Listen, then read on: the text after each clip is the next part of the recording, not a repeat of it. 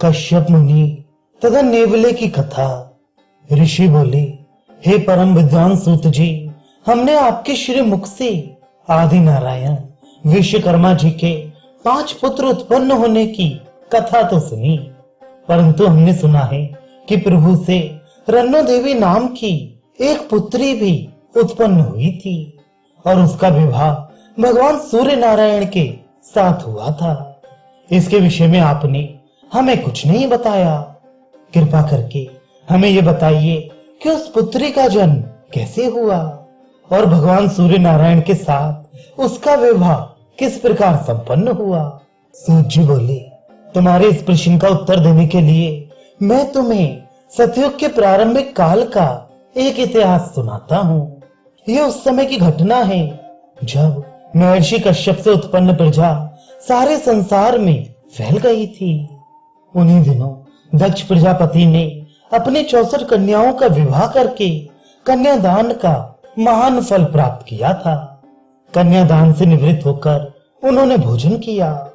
भोजन के उपरांत जब वे हाथ धो रहे थे तो उनके हाथ पर से होता हुआ कुछ जल एक नेवले के ऊपर गिरा, जो घूमता हुआ वहां आ निकला था। कन्यादान के फल से हुए बड़े भागी दक्ष के हाथों से स्पर्श किए गए जल का भाग नेवले के आधे शरीर पर गिरने से नेवले का आधा शरीर कंचन का हो गया। ये देख उसे आनंद भी हुआ और दुख भी। आनंद तो इसलिए हुआ कि उसका आधा शरीर स्वर्ण का हो गया और दुख इसलिए कि संपूर्ण शरीर कंचन का होने के स्थान पर उसका केवल आधा शरीर ही कंचन का हुआ था। वह अपने शेष शरीर को भी कंचन का करने के लिए स्थान स्थान पर भटकने लगा। वह संपूर्ण सृष्टि में इस आशा को लेकर घूम आया, किंतु उसकी यह अभिलाषा कहीं पूरी नहीं हुई। अभिलाषा पूरी ना होने पर भी नेवला हताश नहीं हुआ। उसे विश्वास था कि कभी न कभी कोई ऐसा महान पुण्यात्मा अवश्य मिलेगा जिसकी कृपा से उसका शेष शरीर कंचन का हो जाएगा। वे इसी उधेड़ बुन में घूमता हुआ महर्षि कश्यप के आश्रम में जा पहुंचा। वहां महर्षि समाधि में लीन थे। उसी समय कहीं से एक भयंकर सर्प आया। उसने अपना फन उठाकर जब महर्षि कश्यप को डसना चाहा, तभी नेवले की दृष्टि उस पर पड़ी। उसने दौड़कर नाग का फन अपने मुख में दबोच लिया और उसे मार डाला। दैववशात उसी समय महर्षि की समाधि भंग हो गई। उन्होंने देखा कि उनके निकट ही एक भयंकर नाग मरा पड़ा है और थोड़ी दूर पर एक नेवला बैठा है, जिसके मुख पर अब भी नाग का रक्त लगा हुआ है। उन्हें कंचन के अर्ध शरीर वाले नेवले को देखकर विस्मय हुआ। पहले तो उन्होंने अपनी प्राण रक्षा के लिए नेवले को धन्यवाद दिया, फिर उसके शरीर के आधा स्वर्णमय होने का इतिहास पूछा। नेवले ने कश्यप जी को प्रसन्न जान सारा वृतांत कह सुनाया और उनसे ऐसा उपाय पूछा जिससे उसका शेष शरीर भी कंचन का हो जाए।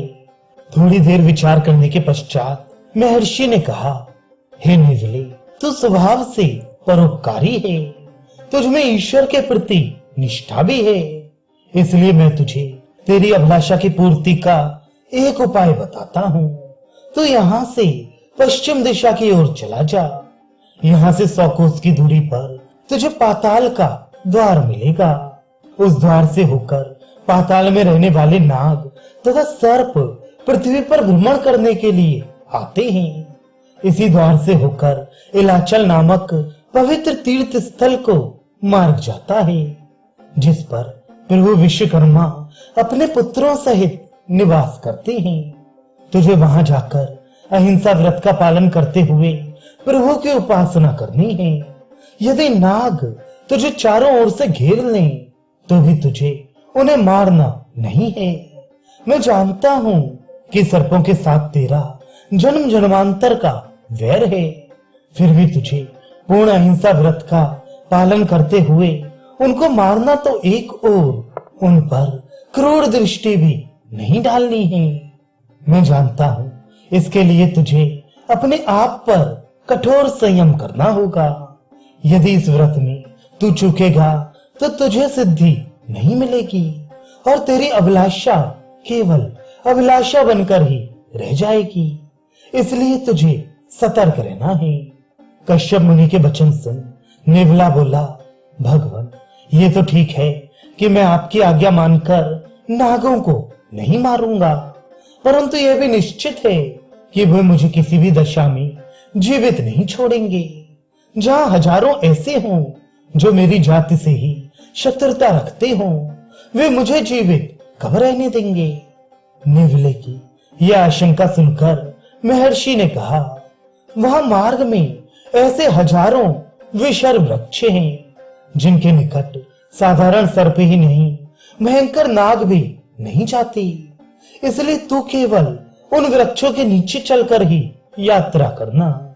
जब तू इलाचल पर पहुंच जाएगा तब तुझे कोई भय नहीं होगा, क्योंकि प्रभु विश्वकर्मा के निवास स्थान के निकट तुझे कोई भी प्राणी कष्ट नहीं देगा।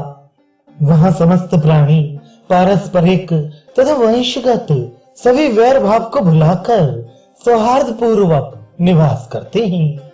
महर्षि कश्यप के निर्देशानुसार नेवला इलाचल पर जाकर आदि नारायण की तपस्या करने लगा।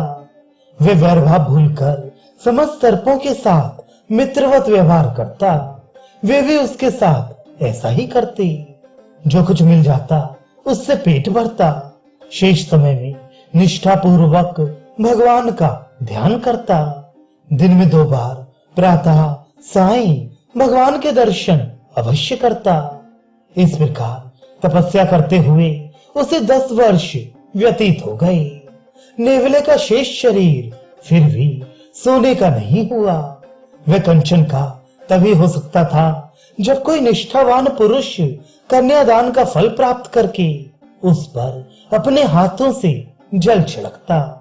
अतः नेवले की इच्छा पूर्ण करने के लिए प्रभु ने अपने हाथों से 2 पुत्रियां उत्पन्न की। जो पुत्री प्रथम उत्पन्न हुई वह बड़ी कहलाई। उसका नाम रन्नो देवी रखा गया। इसी का विवाह सूर्य नारायण के साथ हुआ था।